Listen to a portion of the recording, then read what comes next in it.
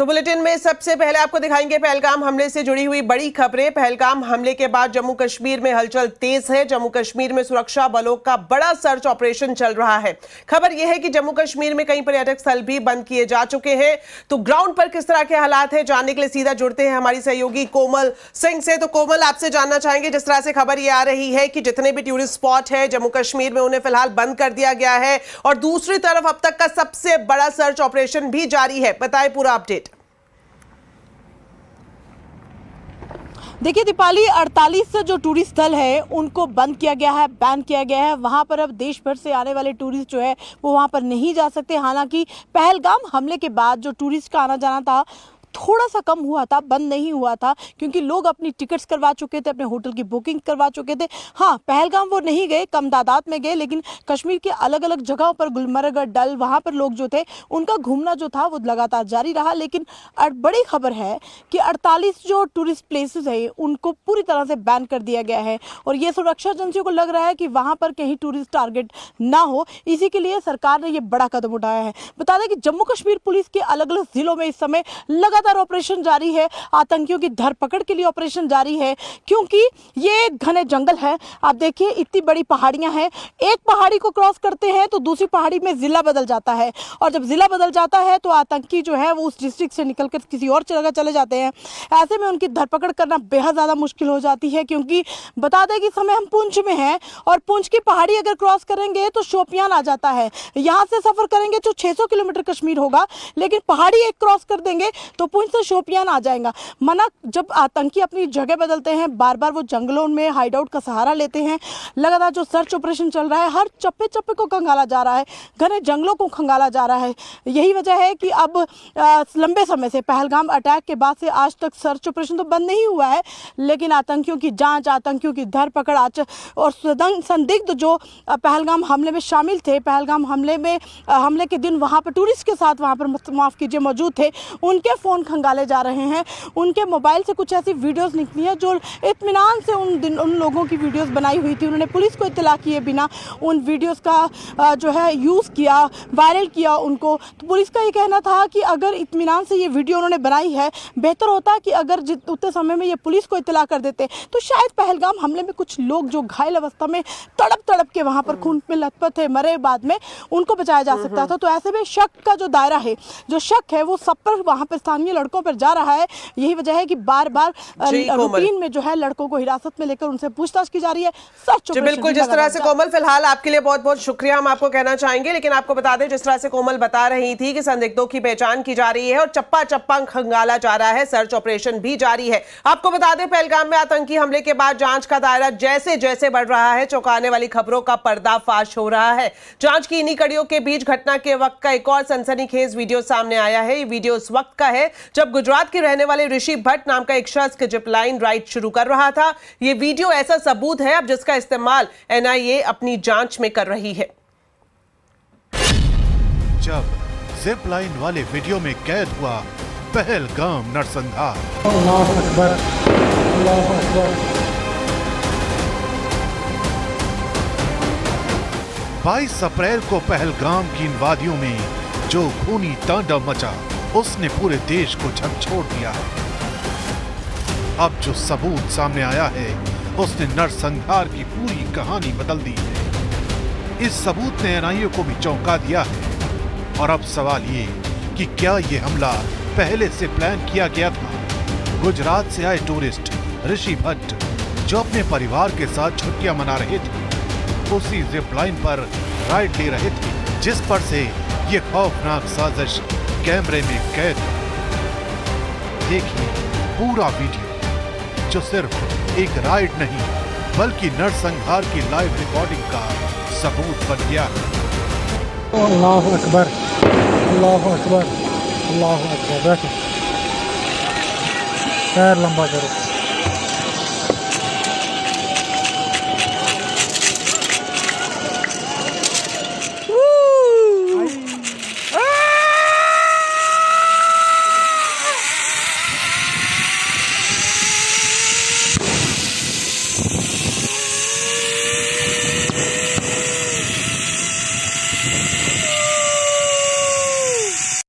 इस वीडियो में साफ देखा जा सकता है कि जैसे ही जिपलाइन ऑपरेटर राइड शुरू करता है वो अल्लाह अकबर कहता है और अगले ही पल गोलियों की आवाज गूंजने लगती है। ऋषि भट्ट का आरोप है कि जिपलाइन ऑपरेटर के इशारे पर ही नरसंहार शुरू कर दिया गया। 128 को ही फायरिंग शुरू हो गई, सब लोगों को मारना शुरू हुआ। तब मैं जिप लाइन में था, मैंने जिप लाइन से देखा नीचे 5-6 लोगों को गोलियां मार दी गई है। और फिर वहां से मैं नीचे पहुंचा तब मेरी वाइफ के सामने भी 2 लोगों को रिलीजन पूछ के गोलियां मार दी थी। तो मैं करीबन आधी जिप लाइन से जिप बेल्ट खोल के कूद गया और मेरी वाइफ को और मेरे लड़के को लेके वहां से मैंने भागना शुरू किया। एनआईए इस वीडियो को क्राइम इन प्रोग्रेस का सबसे अहम सबूत मान रही है। इस बीच एक और बड़ी खबर आपको बता दें, पाकिस्तान के रक्षा मंत्री पर भारत सरकार ने बड़ा एक्शन लिया है। सरकार ने पाकिस्तान के रक्षा मंत्री ख्वाजा आसिफ का एक्स अकाउंट ब्लॉक कर दिया है। ख्वाजा आसिफ पर जम्मू कश्मीर पर फर्जी खबरें फैलाने का आरोप है। वहीं दूसरी तरफ कांग्रेस सांसद और लोकसभा में विपक्ष के नेता राहुल गांधी ने प्रधानमंत्री को पत्र लिखकर संसद का विशेष सत्र बुलाने की मांग की है। लेकिन इस बीच कांग्रेस के पोस्टर पर सियासी बवाल भी छिड़ गया है। पहलगाम आतंकी हमले को लेकर पाकिस्तान से तनातनी के बीच जहां पूरा देश एकजुट है, तो वहीं कांग्रेस ने अपने सोशल मीडिया प्लेटफॉर्म एक्स पर एक पोस्टर पोस्ट किया जिसमें एक इंसान को दिखाया गया जिसका सिर गायब है। पोस्ट में कांग्रेस ने लिखा है कि जिम्मेदारी के समय गायब।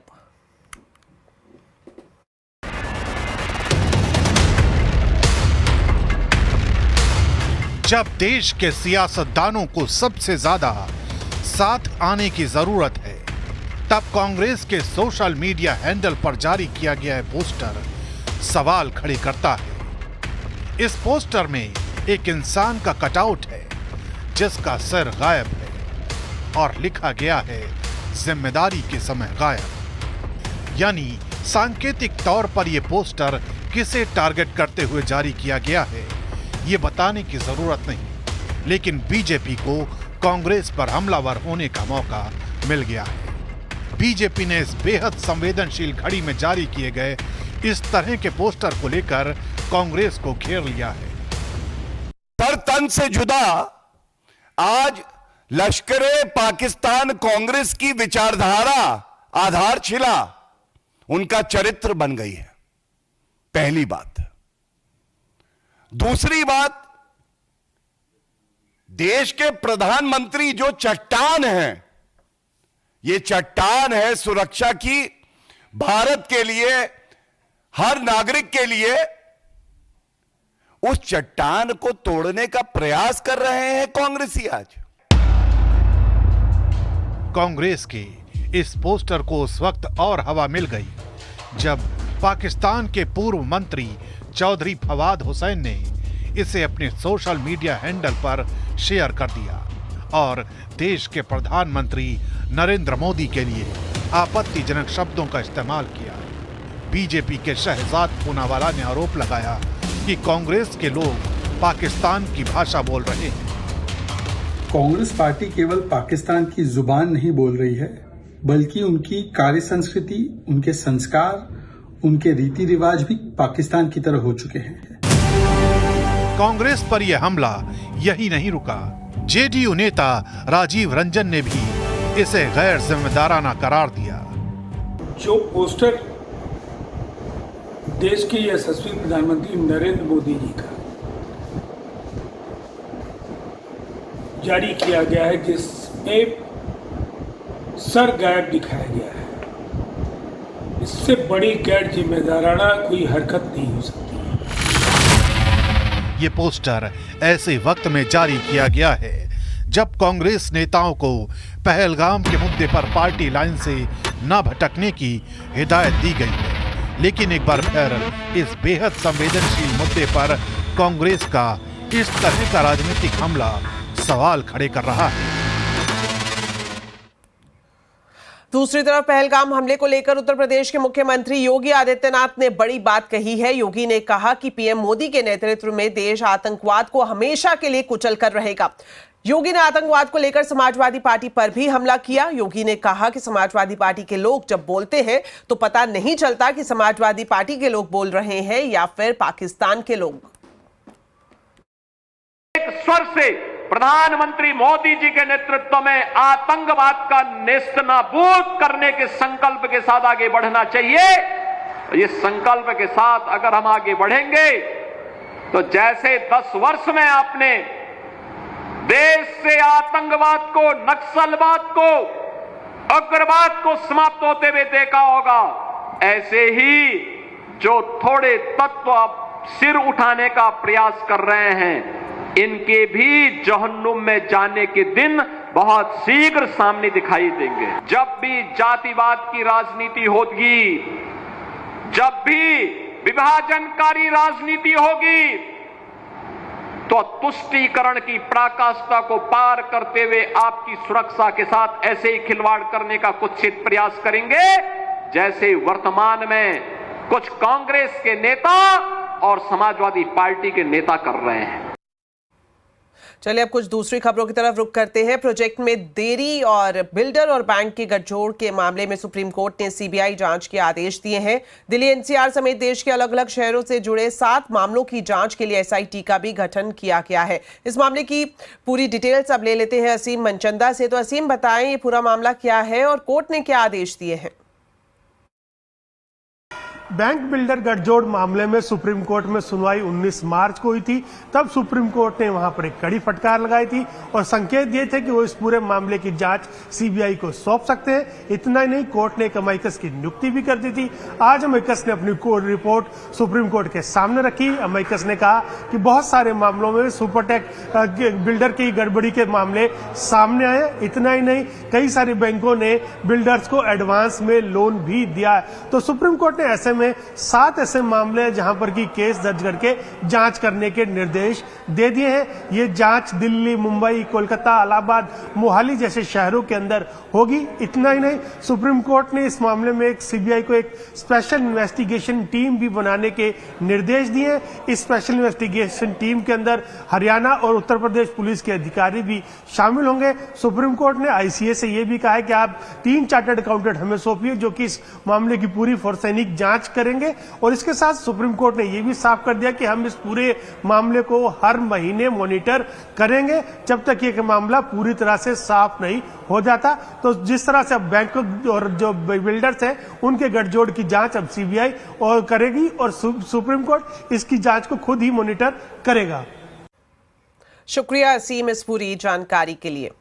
सेंट्रल कंज्यूमर प्रोटेक्शन अथॉरिटी ने ग्राहक की मर्जी के खिलाफ सर्विस चार्ज वसूलने पर कड़ा एक्शन लिया है। अथॉरिटी ने 5 रेस्टोरेंट को नोटिस जारी कर दिया है और साथ ही ये कहा है कि आपने जो ग्राहक से सर्विस चार्ज वसूला है उसे वापस करें। नियमों के मुताबिक सर्विस चार्ज पूरी तरह से स्वैच्छिक है और रेस्टोरेंट ग्राहक को इसे देने के लिए मजबूर नहीं कर सकते। इस पर ग्राहक और रेस्टोरेंट्स के बीच में लंबी लड़ाई जारी है। तो इस खबर की पूरी जानकारी दे रहे हैं असीम मनचंदा। सर्विस चार्ज को लेकर के रेस्टोरेंट और सरकार के बीच में विवाद काफी पुराना है। साल 2022 में सरकार इसको लेकर के गाइडलाइंस लेकर के आई जिसमें ये कहा गया कि ये पूरी तरह से वॉलंटरी है और ग्राहक चाहे तो इसे देने से इनकार कर सकता है। सरकार के इस फैसले को जो रेस्टोरेंट एसोसिएशन है उन्होंने दिल्ली हाई कोर्ट के अंदर चुनौती दी। दिल्ली हाई कोर्ट ने सरकार के फेवर में फैसला दिया। दिल्ली हाई कोर्ट ने कहा कि ये एक प्रकार के टैक्स की तरह लगता है, लेकिन अगर रेस्टोरेंट चाहे तो इसका नाम बदल सकते हैं। इतना ही नहीं, ये पूरी तरह से वॉलंटरी है और ग्राहक इसे देने से इनकार कर सकता है। इसके बावजूद इस दिल्ली हाईकोर्ट के इस आदेश के बावजूद जो रेस्टोरेंट है उन्होंने इस सर्विस चार्ज को वसूलना जारी रखा। तो सेंट्रल कंज्यूमर प्रोटेक्शन अथॉरिटी ने इसके ऊपर कार्रवाई करते हुए 5 रेस्टोरेंट्स हैं उनको नोटिस भेजा और उन्हें ग्राहकों को ये सर्विस चार्ज रिफंड करने के निर्देश दिए। अब क्या हुआ, अब जो रेस्टोरेंट एसोसिएशन है एक बार फिर दिल्ली हाईकोर्ट की डिवीजन बेंच पे पहुंची है और वहां पर सरकार के नियमों को दोबारा से चुनौती दी है। अब दिल्ली हाईकोर्ट इस पूरे मामले की सुनवाई 9 मई को करेगा। चलिए अब आपको दिखाते हैं सीएनबीसी आवाज की एक्सक्लूसिव खबर। दिल्ली में पेट्रोल डीजल की पुरानी गाड़ी रखना आपको आने वाले दिनों में महंगा पड़ सकता है। दिल्ली सरकार ने अपनी ड्राफ्ट ईवी पॉलिसी में ऐसी गाड़ियों पर ग्रीन लेवी लगाने का प्रस्ताव दिया है और इससे इलेक्ट्रिक गाड़ियों को इंसेंटिव दिया जाएगा। इस एक्सक्लूसिव खबर पर पूरी जानकारी अब लेते हैं संवाददाता रोहन सिंह से। तो रोहन, बताएं दिल्ली में पुरानी गाड़ियों पर क्या एक्शन की खबर आपके पास है? जी, जो नई ईवी पॉलिसी दिल्ली की होने जा रही है ये पॉल्यूटर्स पे प्रिंसिपल पे काम करेगी, यानी कि जो पुरानी पेट्रोल डीजल की गाड़ियां हैं उनसे ग्रीन लेवी लिया जाएगा और उससे इंसेंटिव दिया जाएगा नई इलेक्ट्रिक गाड़ियों को। जो प्रपोजल है उसके मुताबिक हर वो गाड़ी जो दिल्ली में रजिस्टर्ड है, इलेक्ट्रिक नहीं है और 10 साल से ज़्यादा पुरानी हो चुकी है उस पर ग्रीन लेवी लगेगा। कितना लगेगा? तो जो ट्रांसपोर्ट व्हीकल्स हैं उन पे फ्लैट 7500 रुपये जो है वो सालाना लेवी लगाने का प्लान है। वहीं दूसरी तरफ जो बाकी गाड़ियां हैं उसमें नॉन ट्रांसपोर्ट की गाड़ियां हैं उसमें 2 व्हीलर्स के लिए 2000 रुपये सालाना और जो नॉन 2 व्हीलर जो इसके अलावा जितनी कैटेगरीज की गाड़ियां हैं उन सभी पे 5000 रुपये सालाना की लेवी लगाने का प्रस्ताव है। इससे एक स्टेट ईवी फंड बनेगा जो कि ईवीज़ को इंसेंटिव देगा। कितनी इंसेंटिव मिलेगी? तो लगभग सभी कैटेगरीज में अगर आप देखें 10,000 रुपये प्रति किलोवाट आवर की इंसेंटिव देने का प्लान रखा गया है। बसेस को छोड़ के जहाँ पे 20,000 रुपये प्रति किलोवाट आवर की इंसेंटिव दी जाएगी। जो मैक्सिमम कैपिंग है वो अलग अलग कैटेगरीज में अलग अलग रखेगी। मसलन कि अगर 2 व्हीलर्स की बात करें तो 30,000 से ज़्यादा इंसेंटिव नहीं मिलेगा। ऑटो रिक्शा या 3 व्हीलर्स या जो गुड्स व्हीकल हैं उनकी बात करें तो उसमें 45,000 तक का जो है कैपिंग दी गई है। साथ ही अगर 4 व्हीलर्स की बात करें जो गुड्स व्हीकल हैं वहाँ पे 75,000 रुपये तक की कैपिंग है। और अगर ई बसेस की बात करें तो 15 लाख रुपये पहले 200 बसेस जो होंगी स्कूल बसेस उनके लिए रखा गया है। ये भी बता दें कि लगभग 11,000 ई बसेस का प्लान रखा गया है इस प्लान में, जो कि अगले कुछ सालों के अंदर दिल्ली सरकार जो है परचेज करेगी। हालांकि मैं आपको ये जरूर बताना चाहूँगा कि ये फिलहाल एक प्रपोजल है, ये कंसल्टेशन पेपर है जो तमाम जो ऑटो कंपनीज हैं, ऑटो एसोसिएशन हैं उनको दिया गया है। एक बार मशवरा हो जाता है उसके बाद ही इस पर सहमति बनेगी। फिलहाल ये एक ड्राफ्ट है। अभी दिल्ली में जो पुरानी ईवी पॉलिसी थी उसको 3 महीने का एक्सटेंशन मिला है और एक बार इस नई पॉलिसी पर सहमति बनती है तभी यह लागू होगी। शुक्रिया रोहन इस पूरी जानकारी के लिए। तो राजधानी दिल्ली में जहां पर ईवी पॉलिसी के ड्राफ्ट पर चर्चा जारी है, वहीं महाराष्ट्र में ईवी पॉलिसी को कैबिनेट ने मंजूरी दे दी है। इसमें नए ईवी की खरीद पर सब्सिडी का भी ऐलान किया गया है। पूरी डिटेल्स अब ले लेते हैं। मेरे सहयोगी विवेक गुप्ता हमारे साथ जुड़ चुके हैं। तो विवेक, आपसे जानना चाहेंगे जो महाराष्ट्र की ईवी पॉलिसी है इसकी हाईलाइट्स क्या है? दीपाली, देखिए आज महाराष्ट्र के कैबिनेट में ईवी पॉलिसी को लेकर बड़ा फैसला लिया गया है महाराष्ट्र सरकार की तरफ से। साफ तौर पर महाराष्ट्र सरकार ने ऐलान किया है कि अभी ईवी जो व्हीकल्स होंगे उस पर सरकार जो है वो सब्सिडी देगी, यानी कि लोगों को अभी ईवी व्हीकल खरीदना आसान और सस्ता होगा। दूसरा उन्होंने कहा है कि जो कंजम्पशन और जो मैन्युफैक्चरर्स हैं उनको भी सुविधा दी जाएगी ताकि महाराष्ट्र में और दूसरे भी ईवी प्लांट्स लग सकें व्हीकल्स के और लोगों को भी इससे फायदा होगा।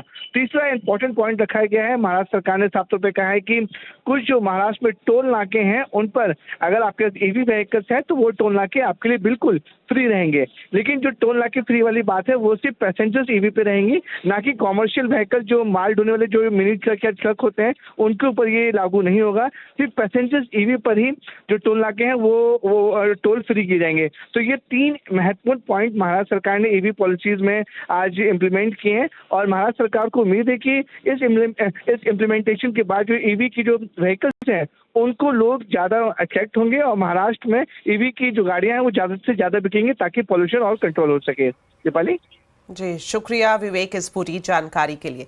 चलिए अब आपको बताते हैं आज के कंज्यूमर अड्डा के टॉपिक के बारे में। सुप्रीम कोर्ट ने अश्लील कंटेंट के खिलाफ सरकार और ओटीटी प्लेटफॉर्म को नोटिस दिया है। फ्रीडम ऑफ एक्सप्रेशन और अश्लीलता के बीच लकीर आखिर कैसे खींची जाए, जानने के लिए जरूर देखिए आज का कंज्यूमर अड्डा शाम 5:57 पर।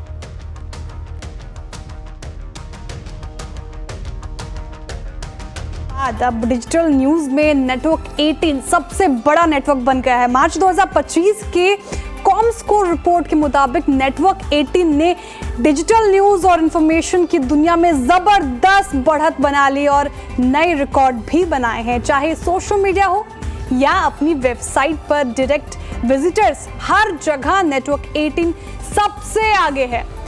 ऑनलाइन प्लेटफॉर्म लीडरशिप की बात करें तो नेटवर्क 18 ने 183.2 मिलियन यूनिक विजिटर्स के साथ टाइम्स इंटरनेट को पीछे छोड़ा, जिसके 182.3 मिलियन यूनिक विजिटर्स रहे हैं।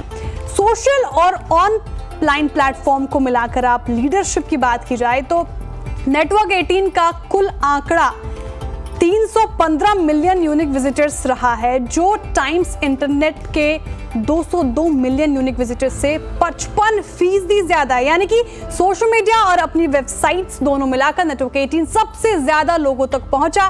सभी भाषाओं को मिलाकर बात की जाए तो network18.com ने 251 मिलियन यूनिक विजिटर्स हासिल किए और द टाइम्स ऑफ इंडिया को काफी पीछे छोड़ दिया, जिसके 183 मिलियन यूनिक विजिटर्स रहे हैं। कॉमस्कोर के सोशल मीडिया मैट्रिक्स के मुताबिक network18 का सोशल मीडिया के कुल पॉपुलेशन में 54% तक रिच है, जो अपने नजदीकी प्रतियोगी से 2 गुना ज्यादा है। भारतीय भाषाओं में भी network18 न्यूज 18 सबसे आगे रहा।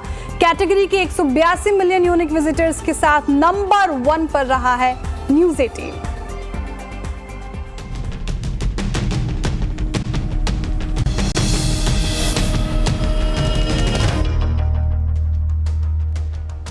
ब्रेक के बाद आपका स्वागत है। बात करते हैं शेयर बाजार की। सेंसेक्स मंथली एक्सपायरी पर बाजार की फ्लैट क्लोजिंग हुई। सेंसेक्स निफ्टी सपाट बंद हुए। सेंसेक्स 70 पॉइंट चढ़कर 80,288 पर बंद हुआ, तो वहीं निफ्टी 7 पॉइंट चढ़कर 24,336 पर क्लोज हुआ। Mid cap small cap index ने भी बढ़त हासिल की। आज के बाजार में डिफेंस आईटी शेयर्स में खरीदारी रही, तो वहीं फार्मा मेटल एनर्जी शेयर्स में प्रेशर देखने को मिला। आज के बाजार में सेंसेक्स के 30 में से 16 शेयर्स में तेजी रही, वहीं दूसरी तरफ निफ्टी के 50 में से 31 शेयर्स में गिरावट दर्ज की गई।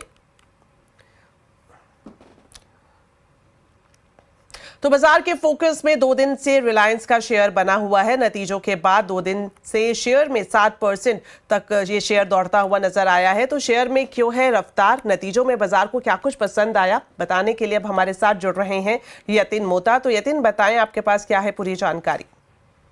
रिलायंस इंडस्ट्रीज क्लियरली आज बाजार का बाजीगर है। पिछले 2 दिनों में 7% की जबरदस्त रैली आपको क्वार्टरली नंबर्स के बाद दिखाई दे रही है। बाजार को क्या पसंद आ रहा है और क्या आउटलुक है, इसके ऊपर नतीजे किस तरीके से, उसके ऊपर एक एनालिसिस करते हैं। अगर हम रिलायंस इंडस्ट्रीज के 4th क्वार्टर के नंबर्स की बात करें तो ऑब्वियसली काफ़ी शानदार रहे। 7% रिजल्ट्स के बाद शेयर में क्यूमुलेटिव रिटर्न आपने देखा। और स्पेसिफिकली अगर सेगमेंट्स की बात करें तो जो जियो प्लेटफॉर्म्स है, जियो मार्ट है, यहाँ काफ़ी अच्छा आपको ट्रैक्शन आता हुआ दिखाई दिया। जियो मार्ट्स में औसतन एवरेज डेली ऑर्डर्स में 62% की ग्रोथ आपको नज़र पड़ी। और उसी तर्ज पे अगर हम जियो का आरपू कहें, जो टेलीकॉम बिजनेस है, यहाँ अनुमान से बेहतर प्रदर्शन आया। 206 रुपये के ऊपर आपको आरपू मंथली बेसिस पे जाता हुआ नज़र पड़ रहा है, जो आगे जाके एक्सपेक्टेशन ये है कि बढ़ेगा। FY30 में अगर हम बात करें तो मैनेजमेंट की गाइडेंस के हिसाब से न्यू एनर्जी कारोबार काफ़ी बड़ा हो जाएगा। इनफैक्ट O2C कारोबार का जो मुनाफा है उतना ही बिजनेस आपको न्यू एनर्जी बिजनेस में मिलता हुआ नजर पड़ेगा अगले 5 साल में। आने वाले जो नंबर्स हैं, आने वाले जो प्रोजेक्ट्स हैं, केपेक्स है, उस पर भी नज़र कर लेते हैं। सोलर पीवी मॉड्यूल का जो एक्सपेंशन है वो सक्सेसफुली ऑन शेड्यूल रन हो रहा है। इनफैक्ट पहली लाइन कमीशन हो चुकी है। इसके अलावा अगर हम टेलीकॉम बिजनेस की बात करें तो इनका जो प्लान है विस्तार करने का जियो एयर फाइबर का, वहाँ 10 लाख कनेक्शंस पर मंथ के टारगेट के हिसाब से कंपनी काम कर रही है। और कुल मिला के अभी लगभग 2 करोड़ इंस्टॉलेशंस कंपनी बहुत जल्द पहुंचने का टारगेट रखती है। अगर हम बात करें बैटरी मैन्युफैक्चरिंग की तो 30 गीगावाट आवर की कैपेसिटी का प्लांट जो है वो ऑन ट्रैक चल रहा है और आने वाले क्वार्टर्स में आपको इस पर काफ़ी अच्छी प्रोग्रेस देखने को मिलेगी। इसके अलावा ग्रीन हाइड्रोजन और ग्रीन केमिकल प्लांट्स की अगर हम बात करें तो कांडला में जोर शोर से यहाँ भी काम चल रहा है, जो क्लियरली न्यू एनर्जी बिजनेस और आने वाले नए पॉलिएस्टर प्लांट के लिए भी एक बड़ा ट्रिगर रहेगा। और ऑब्वियसली अगर हम कोर बिजनेस की बात करें तो यहाँ भी O2C बिजनेस को स्केल अप करने की योजना कंपनी ने बनाई है। वैल्यूएशंस देख लेते हैं। देखिए, GM फाइनेंस की जो टारगेट रिपोर्ट है वो 1580 की है, लेकिन इसके अंदर का SOTP वैल्यूएशन देखना बहुत ज़रूरी है। ऑब्वियसली रिटेल और जियो सबसे बड़ा वैल्यूएशन ट्रिगर है, लेकिन पेटकेम रिफाइनिंग बिजनेस की बात करें तो कुल मिला के यहाँ आपको दिखेगा कि लगभग 400 रुपये के आसपास की वैल्यूएशन दिखाई पड़ रही है। डिजिटल बिजनेस यानी टेलीकॉम कारोबार का 550 रुपये का SOTP है, रिटेल का लगभग 500 रुपये का SOTP है। और रिटेल माइंड यू आने वाले क्वार्टर्स में शानदार प्रदर्शन कर सकता है। और न्यू एनर्जी बिजनेस जो अभी आपको एकदम छोटा बिजनेस दिखाई दे रहा है, SOTP में केवल 80 रुपये कॉन्ट्रीब्यूट करता है, यहाँ एक वैल्यूएशन का बड़ा टेलविंड आपको नजर पड़ सकता है। और दूसरी जो बड़ी इन्वेस्टमेंट्स हैं जिनकी क्यूमुलेटिव SOTP वैल्यूएशन लगभग 40 रुपये के आसपास है, यहाँ भी एक बड़ा वैल्यूएशन अनलॉकिंग आपको होता हुआ नजर पड़ सकता है। शुक्रिया यतिन इस पूरी जानकारी के लिए। चलिए बढ़ते हैं आगे और आपको बता दें 14 साल के वैभव सूर्यवंशी ने मात्र 35 बॉल में धुआंधार शतक जड़कर इतिहास रच दिया। बिहार के लाल वैभव ने दुनिया की सबसे बड़ी लीग में एक ऐसी ऐतिहासिक पारी खेल दी जिसे आने वाले कई सालों तक याद रखा जाएगा।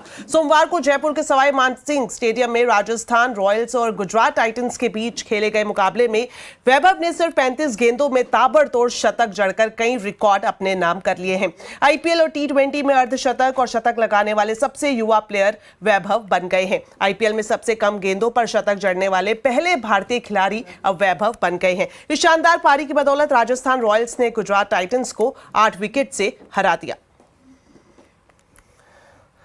तो चलिए फिलहाल इस बुलेटिन में इतना ही। आप खबरों पर अपडेट रहें, CNBC आवाज से जुड़े रहें हमारे सोशल मीडिया हैंडल्स के जरिए। नमस्कार।